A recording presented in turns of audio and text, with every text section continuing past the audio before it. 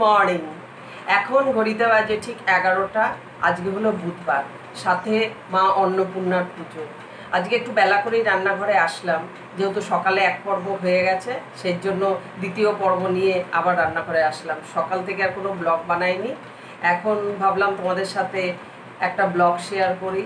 আর আজকে রান্না করছি, যেহেতু মা অন্নপূর্ণার পুজো, সেই জন্য যেদিনকে মা অন্নপূর্ণার পুজো হয়ে থাকে সেদিনকে আমরা নিরামিষই খেয়ে থাকি। আর এই দিনটা খুব মিস করছি, বোনের বাড়ি মা অন্নপূর্ণার পুজো হয়। হ্যাঁ, আর আজকে রান্নায় রাখছি খিচুড়ি, পুঁই শাকের ছেঁচড়া, বেগুনি আর টমেটোর চাটনি। খিচুড়ি আমি আগের ব্লগেও দেখিয়েছি, তোমরা দেখেছো।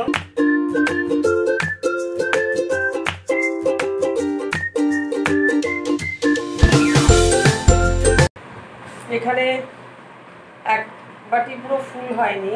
আমি খিচুড়িতে সবসময় ডালটা একটু বেশি দিই, চালটা তার থেকে একটু কম দিই এখানে, বা চাল ডাল সমান দিই। আমি সবসময় খিচুড়ির মধ্যে চাল ডালটা একসাথে ভেজে নিই, আগের ব্লগেও দেখিয়েছি।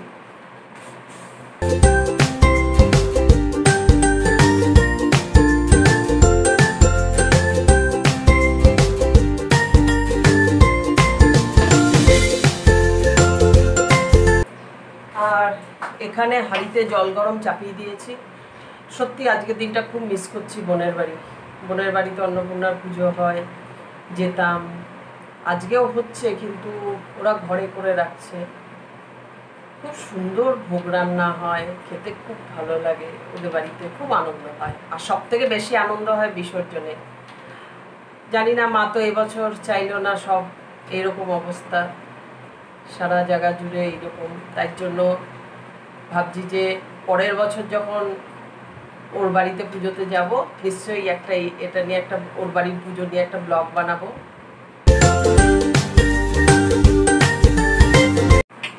উফ, যা গরম পড়েছে এই গরমে রান্নাঘরে। ওদিকে খিচুড়িটা হচ্ছে, আর এদিকে পুঁই শাকের ছেঁচড়াটা চাপিয়ে দিয়েছি। নিরামিষ মানে চচ্চড়ি ছেঁচড়া যেটা বলা যায়, এই একটা খিচুড়ির সাথে খাওয়ার মতন একটা তরকারি, যা বলে যেটা বলে। তেলটা গরম হয়ে এসছে, 5 ফোড়ন তেজপাতা দিয়ে দিয়েছি।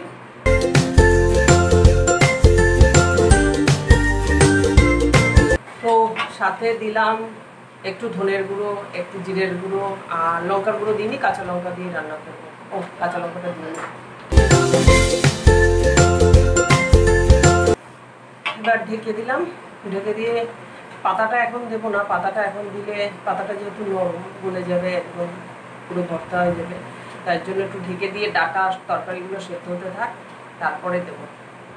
আর যেটা বলছিলাম, যা গরম, মানে তার মধ্যে গেছে এসিটা ঠিক করে দিয়ে গেছে লাগিয়ে, এসিটাও খারাপ হয়ে গেছে, এসিও চলছে না। খুব সুন্দর মানে আনন্দ মানে যাকে বলে, গরম ঘরে বসে ব্যাস।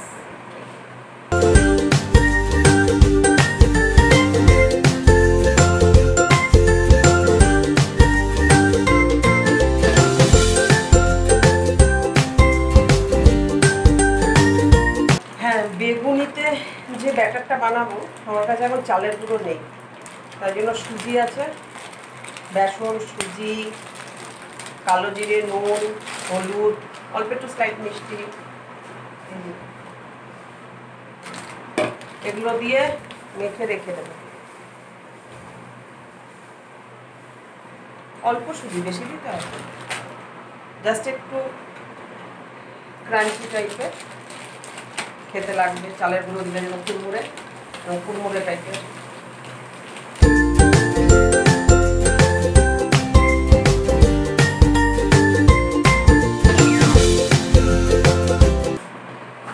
এরকম করে মেখে রেখে দেবো।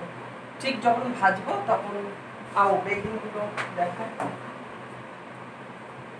বেগুনগুলো এরকম গোল গোল করে কেটে নিয়েছি। বেগুনি এরকম লম্বা লম্বা, এক এক সময় এক এক রকম করি, এরকম বড় বড় সাইজের, ঠিক এরকম বড় বড় বেগুনি করি, এরকমও করি গোল গোল, সব টাইপের।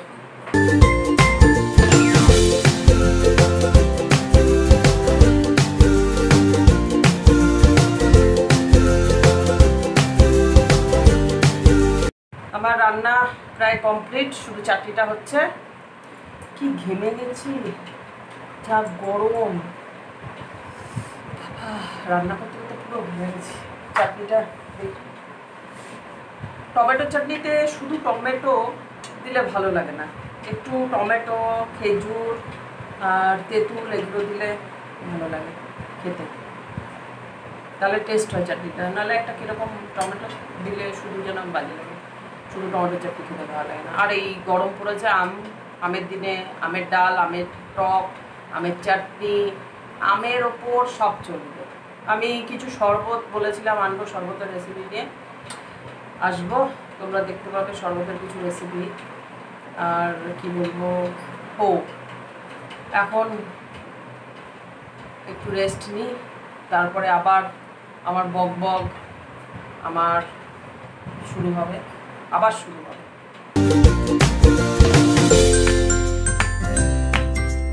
গুড ইভিনিং বন্ধুরা, এখন ঘড়িতে বাজে 5:45। আমি এখনো চা খাইনি, একটু বাদেই চা খাবো। আমার মেয়েই চা করে দেয়, লকডাউন পিরিয়ডে ওকে দায়িত্ব দেওয়া হয়েছে চায়ের।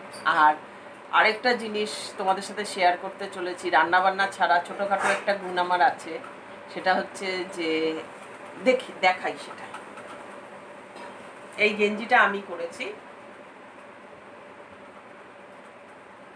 এটা কথাকলি ডান্সের একটা ফিগার।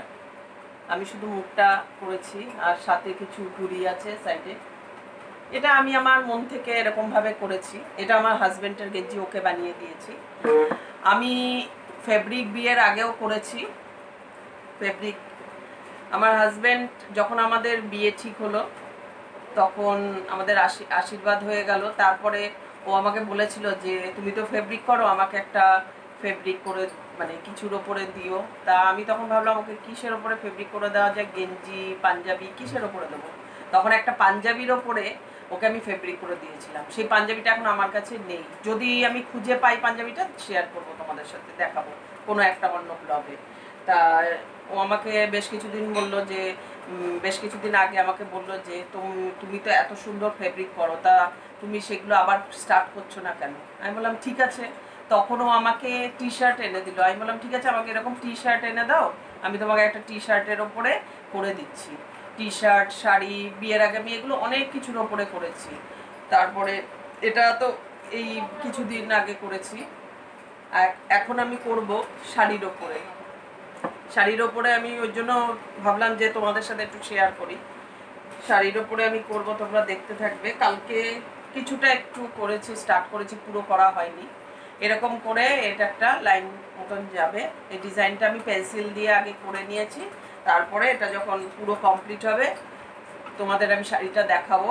এখন আমি এটা ফেব্রিক করব, তোমরা দেখতে থাকো, ঠিক আছে?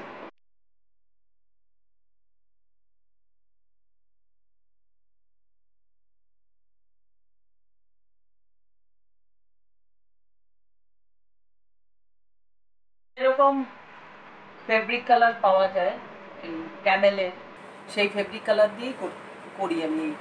ফেব্রিক যেটা দোকানে কিনতে পাওয়া যায়, যে সেটা দিয়ে করি। তাহলে করতে থাকি।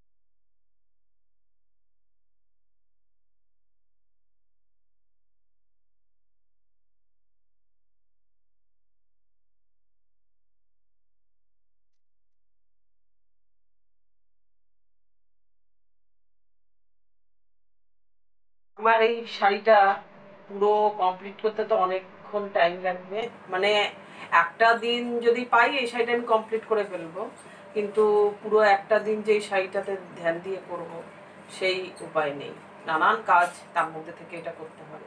তাই জন্য এই শাড়িটা যেদিনকে কমপ্লিট হয়ে যাবে আমি একটা অন্য ব্লগে তোমাদের এই শাড়িটা দেখিয়ে দেবো। আর শাড়িটা আমার কাজটা হয়ে গেছে, এখন একটু দেখাই। এই যে এটা আঁচলে বাইরের দিকটা এরকম হবে, আর পাড়ের দিকটা এরকম আমি এঁকেছি, এখানে অবশ্য দেখা যাচ্ছে না। আমি যখন এটা ফেব্রিক পুরো কমপ্লিট হয়ে যাবে তখন দেখা যাবে। কালার কম্বিনেশনটা হোয়াইটের ওপরে এরকম কোনো কালার কম্বিনেশন পরলে, মানে সুন্দর পরলে পরে কম্বিনেশনটা, তাহলে সেই শাড়িগুলো আরও ভালো দেখায়। তাই জন্য এই শাড়িটা রেডি করে তোমাদেরকে একটা অন্য ব্লগে দেখাবো। আর তোমরা অবশ্যই আমার চ্যানেলকে লাইক, সাবস্ক্রাইব আর শেয়ার করো। যত যত শেয়ার করবে সবাই আমার চ্যানেলটা দেখবে, আমার ভিউ বাড়বে, আর তোমাদের ভালোবাসা আমার সাথে, দেখি কতটা এগিয়ে নিয়ে যেতে পারি আমি আমার চ্যানেলটাকে। থ্যাংক ইউ, টাটা, ভালো থেকো, সুস্থ থেকো সবাই।